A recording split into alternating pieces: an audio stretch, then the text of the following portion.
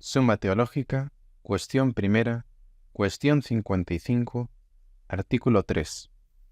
Si los ángeles superiores entienden por especies más universales que los inferiores.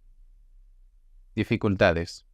Parece que los ángeles superiores no entienden por especies más universales que los inferiores. Primero, lo universal parece ser aquello que es abstraído de los particulares, pero los ángeles no entienden por especies abstraídas de las cosas. Luego no puede decirse que las especies del entendimiento angélico sean más o menos universales.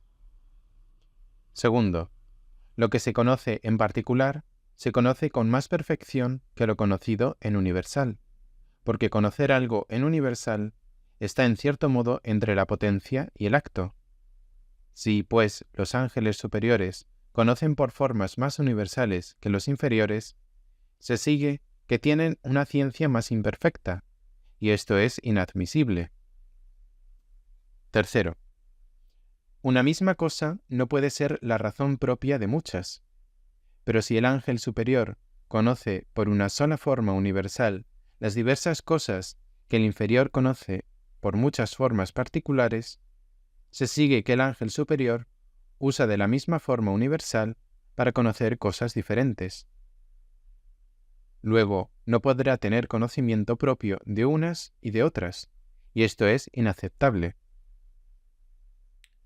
Por otra parte, dice Dionisio que los ángeles superiores participan de la ciencia más en universal que los inferiores, y en el libro De Causis se dice que los ángeles superiores tienen formas más universales. Respuesta. El hecho de que entre los seres haya algunos que son superiores a otros se debe a que aquellos están más próximos y son más semejantes al ser primero, que es Dios. Pero en Dios ocurre que toda la plenitud del conocimiento intelectual está contenida en un solo principio, esto es, en la ciencia divina, por la cual conoce Dios todas las cosas.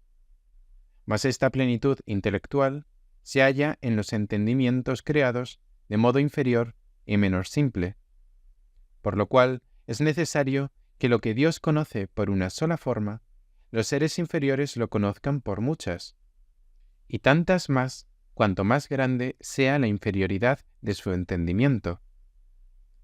Así pues, cuanto más elevado sea el ángel, con tantas menos especies puede entender la universalidad de los inteligibles, para lo cual es necesario que éstas sean más universales, en el sentido de que cada una de ellas se extienda a más cosas. Un ejemplo aproximado de esto lo tenemos en nosotros mismos. Hay quienes no pueden captar la verdad intelectual, a menos de que se les explique con todos sus pormenores, cosa que proviene de la debilidad de su entendimiento. En cambio, hay quienes, por tener un entendimiento más poderoso, pueden en pocos principios ver muchas cosas. Soluciones.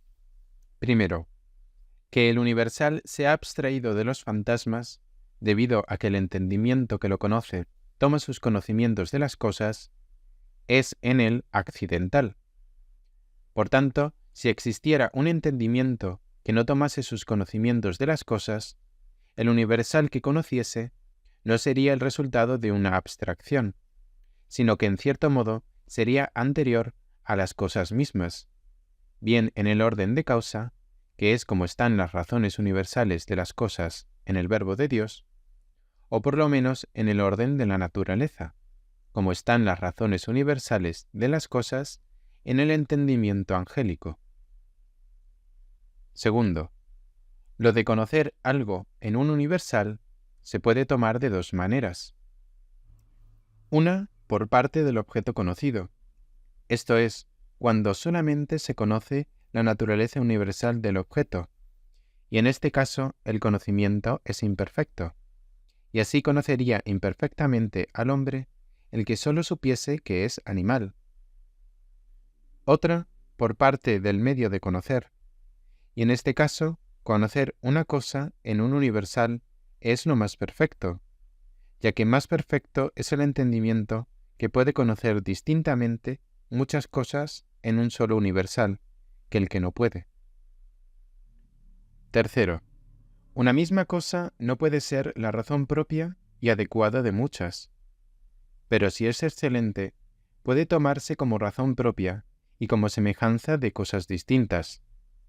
Por ejemplo, así como en el hombre hay una prudencia universal, que se extiende a todos los actos de las virtudes y que puede tomarse como razón propia y como semejanza de la prudencia particular que tiene.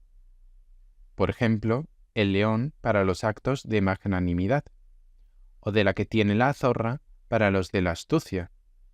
Así también, la esencia divina, debido a su excelencia, se considera como la razón propia de todas las cosas, puesto que en ella hay lo que se requiere para que todas se le asemejen según sus razones propias. Y esto mismo se ha de decir de la razón universal que hay en la mente del ángel, es decir, que en virtud de su excelencia pueden muchas cosas ser conocidas por medio de ella con conocimiento propio.